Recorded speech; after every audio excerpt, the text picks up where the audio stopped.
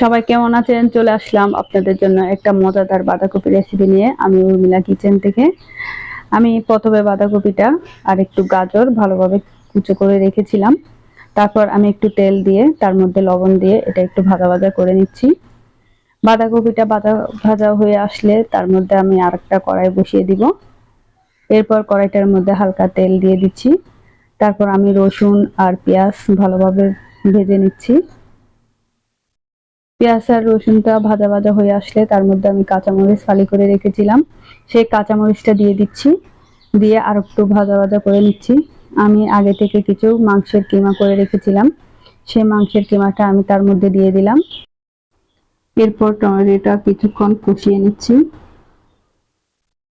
কিছুক্ষণ নাড়ানাড়ি করে কিছুক্ষণের জন্য আমি ঢেকে দিচ্ছি।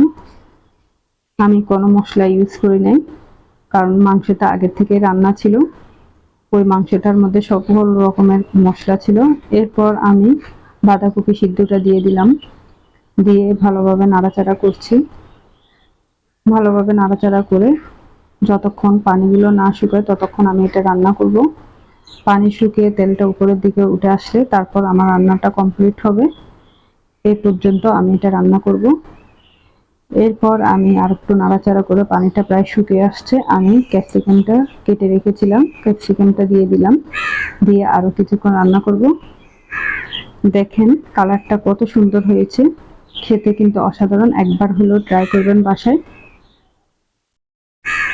আমার রান্নাটা প্রায় কমপ্লিট, পানিটা একদম শুকিয়ে গিয়েছে। সবাই ভালো থাকবেন, সুস্থ থাকবেন।